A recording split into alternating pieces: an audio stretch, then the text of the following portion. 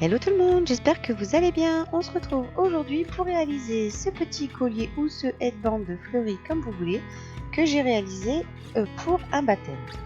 Donc pour réaliser cette petite fleur, je vais venir utiliser de la pâte polymère blanche que je vais étaler donc au cran 3 et puis je vais venir découper dans la pâte à l'aide d'un cutter des petites formes de pétales.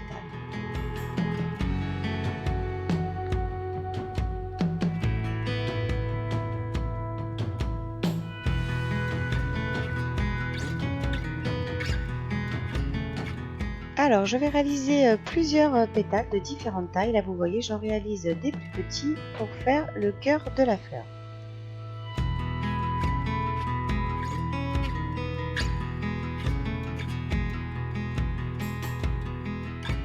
On va venir travailler un petit peu nos pétales. On va venir arrondir un petit peu les bords et puis on va venir aplatir un petit peu les pétales. Et à l'aide d'une aiguille, on va faire des petits motifs dessus, des petites stries pour les rendre un petit peu plus réalistes.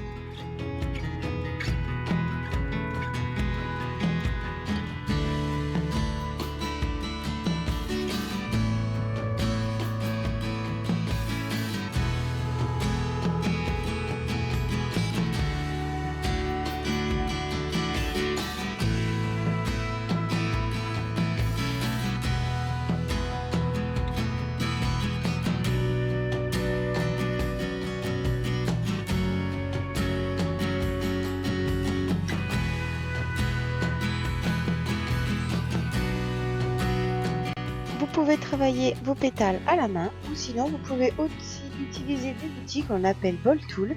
Ce sont des outils qui servent donc pour le modelage souvent des fleurs et puis donc on l'utilise aussi en porcelaine froide. Ce sont des outils plus gros que les dotting tools, donc vous pouvez passer votre pâte dans le creux de votre main et puis là ça colle un petit peu puisque la pâte polymère est un petit peu molle vu la chaleur qu'il fait cet été. Et puis donc pareil, vous allez donc venir travailler au ball tool vos pétales et puis ensuite venir utiliser une petite aiguille pour pouvoir faire un petit peu de motif au niveau du pétale.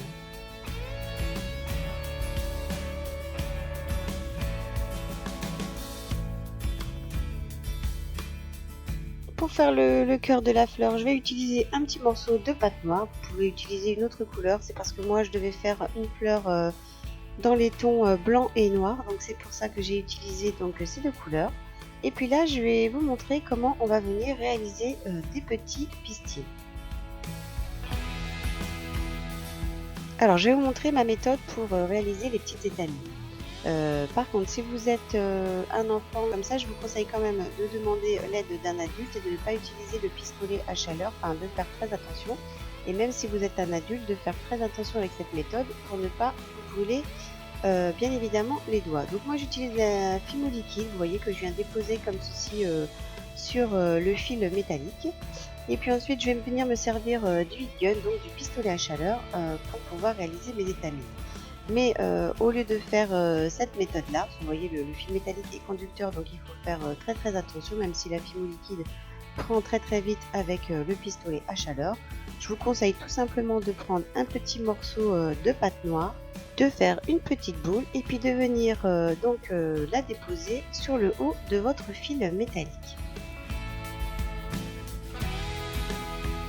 Alors ensuite, pour cuire vos petits pistils, vos petites étamines, vous allez prendre, là vous voyez j'ai pris un petit peu de fil aluminium, j'ai fait une petite boule que j'ai compactée. Et puis je vais venir les déposer donc sur le fil aluminium, je vais venir les piquer dessus pour ensuite les passer en cuisson. Donc là j'ai réalisé, pour vous montrer en tuto, j'ai fait avec de la pâte noire pour que vous puissiez voir un petit peu le résultat.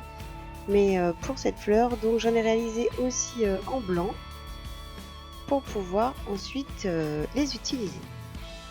Alors pour donner un petit peu de couleur à la fleur, comme ça fait de nombreuses fois que vous me demandez des tutos avec les pastels secs, donc vous avez vu cet été j'en ai fait plein. Donc vous voyez les pastels secs ça sert à colorer donc la pâte polymère, donc vous pouvez vous en servir dans plein de créations.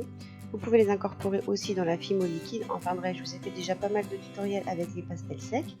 Donc on va venir voilà, déposer des petites touches comme ça de pastel pour colorer la polymère.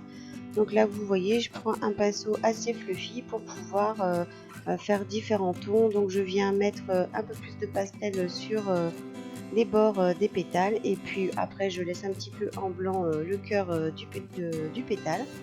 Et puis voilà, c'est simplement pour donner un petit peu de couleur à votre fleur. Vous pouvez aussi, si vous voulez, en déposer un petit peu sur les petites étamines pour représenter un petit peu le pollen. Donc on va passer à la création de la fleur. Vous voyez, rien de bien compliqué. Je viens prendre les pétales, et puis comme vous le voyez, j'utilise un petit ball tool, un petit objet rond pour faire un creux au niveau du cœur de la fleur. Donc là vous voyez, contrairement à toutes les fleurs que je fais habituellement, là je démarre par le dessous pour finir par le dessus. Donc voilà, je fais un petit creux pour pouvoir y passer ensuite le petit cœur de la fleur. Voilà, que je viens texturer à l'aide d'une petite aiguille. Et une fois que j'ai bien texturé le cœur de ma fleur, je viens tout simplement piquer les petites étamines donc tout autour de la fleur. Au niveau du cœur de la fleur, voilà, je viens les placer. Et puis ensuite, on n'aura plus qu'à passer notre fleur en cuisson.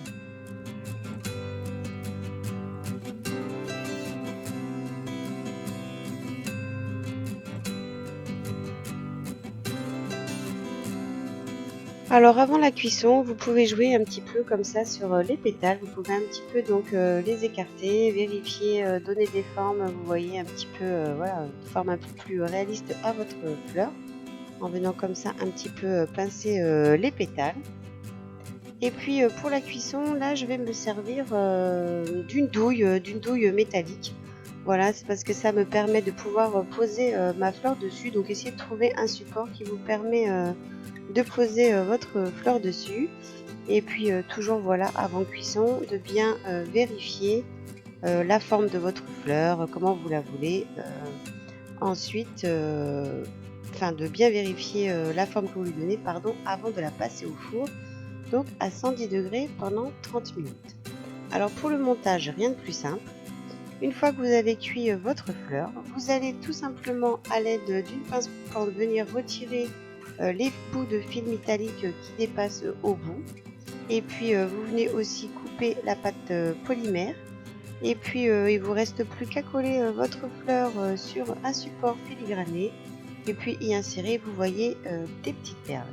Donc sachez que ce bijou, vous pouvez très bien le porter aussi bien en headband, ce qui sera le cas pour cette création. Et vous pouvez aussi très bien le porter en collier. Voilà, j'espère que ce tutoriel vous aura plu. Si c'est le cas, n'hésitez pas à liker, à me laisser des petits commentaires. Et puis on se retrouve encore très vite sur la chaîne pour encore plein de nouvelles vidéos.